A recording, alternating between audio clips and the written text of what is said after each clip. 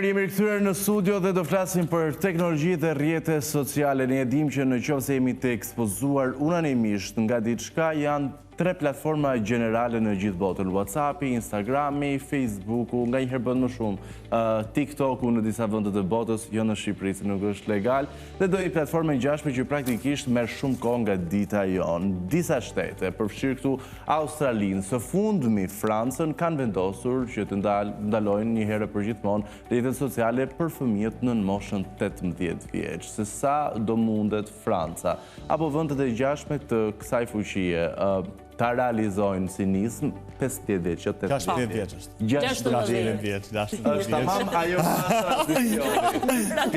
fazë transicioni ku fëmijët nga të vegjël bëhen të rritur. Ekspozimi në rrjetet sociale, sa do realizohet, e gjitha këto i diskutojmë me Tomi Kallanxhin, i cili është ekspert IT dhe mik i programeve tona. Mirë se erdhe, Tomi. Ne djathtë besojure në. Patjetër që po. Mirë. Tomi, nisej pak nga ky vendimi që ka marrë Franca, sepse nuk është diçka pa parë më herët, para disa muajsh e pam në Australi, pra praktikisht jeta të masa. Është e bukur që ne flasim për aplikacionet e social medias, po flasim për aplikacionet e social medias që përdorin njerëzit mbi 40 vjeç.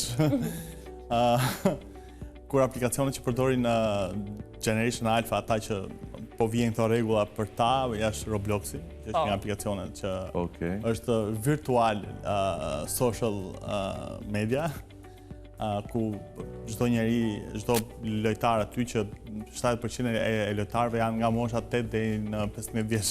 Kështu që është Snapchati, një aplikacion tjetër që ju e harruat se ju jeni millennials edhe nuk e përdorni Snapchatin, kështu që pastaj janë këto Facebooku e tjemerat, për këta janë për over 45 vjeç. Mundohemi që ta paralelizojmë me Shqipërinë, sepse fundja Franca është Franca dhe ata di vetë si qeverisë. Jo, shiko, edhe Franca se përdor masivisht në Shqipëri dhe janë pikërisht plus Robloxi me të drejtë që ti shtove.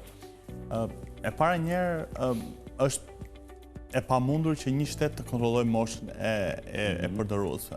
E para njerë është që edhe Facebooku e ka hedhur këtë gjë disa herë problematika, për shembull për përdoruesit amerikanë, thoshte që nëse unë do t'i verifikoj, do t'i marr ID-n, atë social numberin e famshëm amerikan, po nëse unë hakerohem, thoshte Facebook, gjithë to social ID do bëhen publike. Dhe praktikisht kemi mbledhur social ID të minorenëve. Dhe dëmi do jetë më i madh pas hakërimit se sa gjatë përdorimit. Dhe kjo ishte ajo arsyeja pse Meta e nxirrte pretekst për mos verifikimin. Tani kanë nxjerrë një palë tretë, edhe Bashkimi Evropian ka një akt, një nismë që quhet Digital Act, që po tenton të logoj me identitetin digital në platforma të ndryshme përdoruesit, por edhe kjo në një farë mënyrë ka dështuar, sepse shumica e fëmijëve marrin identitetin digital të prindërve të tyre dhe aksesojnë platforma të ndryshme. Platforma X, për shembull, mund ta ketë më të sofistikuar nëse që flasim. Përpara ndoshta kontent eksplicit apo mbi 18 vjeç, ti duhet verifikosh online me fytyrën tënde.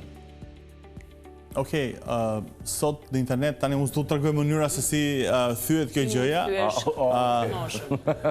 por që çdo gjë që bëhet ka dhe një kundër shembull, mjafton dëshira për ta bërë dhe për të hyrë në një aplikacion caktuar.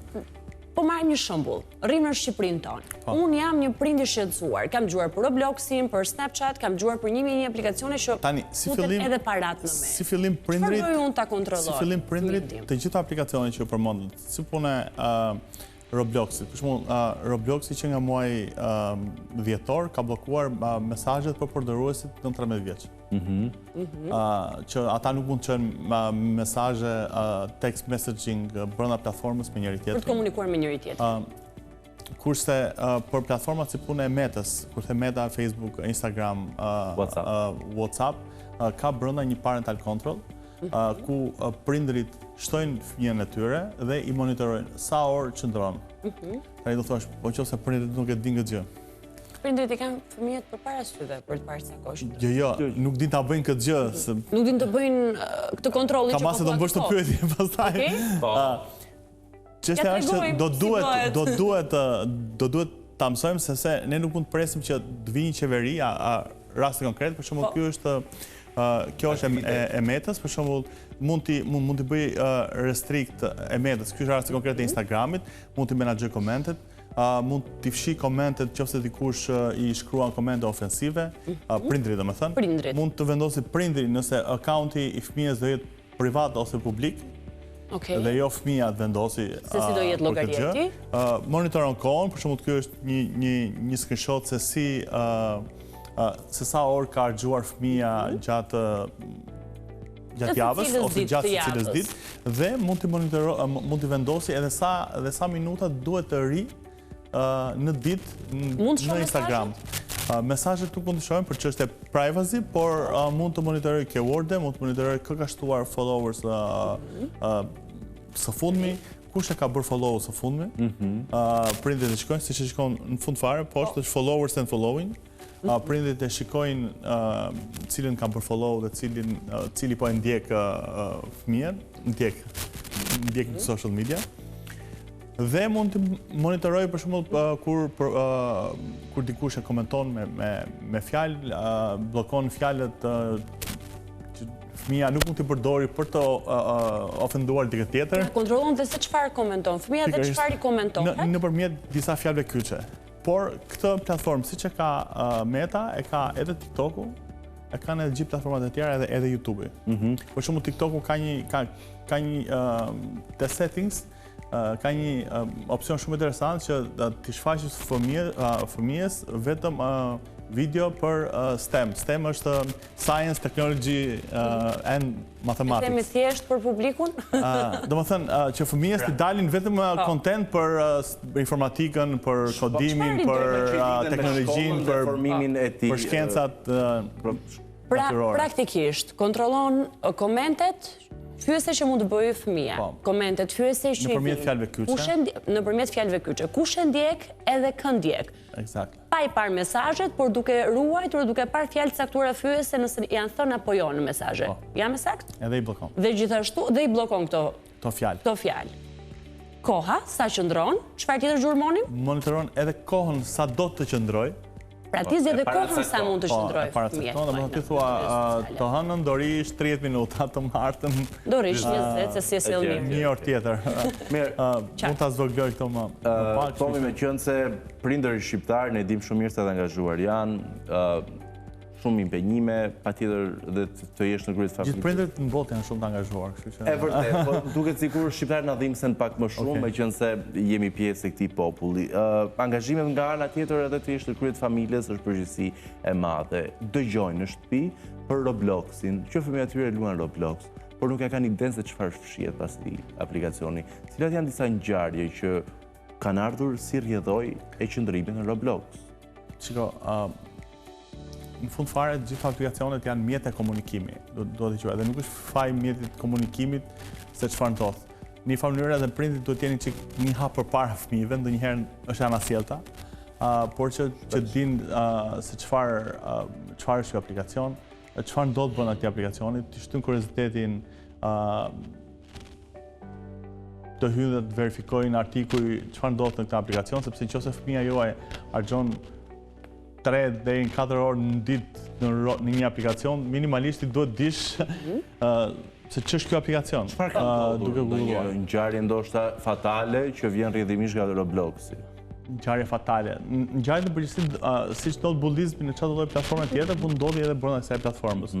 E mira se nuk duhet mbroj asnjë platformë, por që mira e kësaj platforme është që fëmijët nuk dalin me identitetin e tyre me foto, kanë identitet të tyre virtual 3D. Fshihen pas ti. Por ndonjëherë brenda këtij identiteti mund të fshihen edhe njerëz të tjerë që mund të jenë majoren dhe mund të hiqen si pedofilia. Mund të ketë precedent në këto lloj rastesh. Por që unë jam mendimit që janë prindërit ata që duhet të jenë një hap përpara.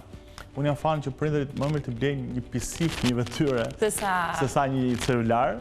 Sepse celulari gjithë kohës me vetë, del në balkoni me celular, del me lot, del du të përdozë me shokut e kem me vetë.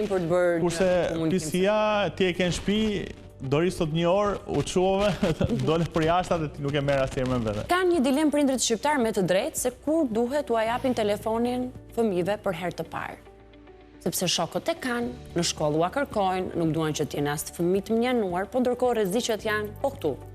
ke një mendim edhe jo vetëm si profesionist, por edhe si baba? Shiko, unë s'jam fani ndalimit të gjërave, se ndonjëherë fëmijëve ose edhe të rriturve sa më shumë t'ja u ndalosh një diçka, aq më shumë ata kanë dëshirën ta bëjnë e trinë akoma më shumë. Po ka një moshë që thua, është mosha e duhur që mund ta mbajë telefon dhe mund të gjykoj mirë se ç'do bëjnë në llogaritë e tij. Tani, unë këtu do flas si ekspert e tij, sepse fëmijët e mi janë të vegjël dhe kur vi momenti do dalë unë në konkluzione.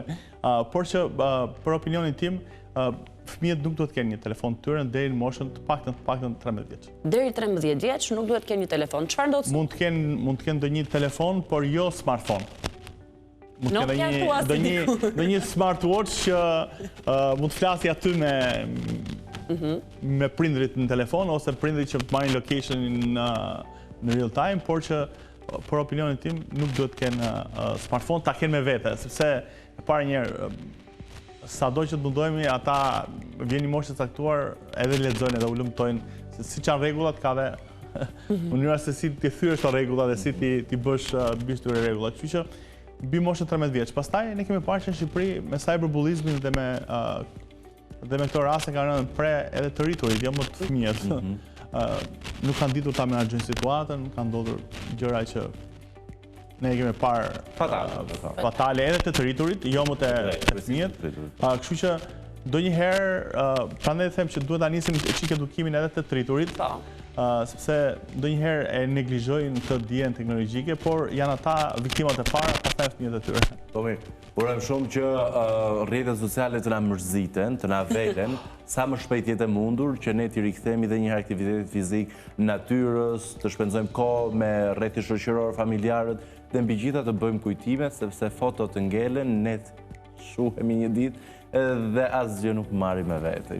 Por që ne kemi inteligjencë artificiale që mund ta bëjnë ne të jetojmë përjetësisht, por këtë do ta bëjmë diskutojmë. Do ta diskutojmë një ditë tjetër, se tani më shumë na friksove se të informove. Faleminderit shumë. Faleminderit gjithmonë që na incitoni, ndërkohë ne bëhemi gati për të shkuar bashkë në hapësirën informuese. Kthehemi vetëm pas pak se po na bëhet edhe byreku. Që të rroni me ne.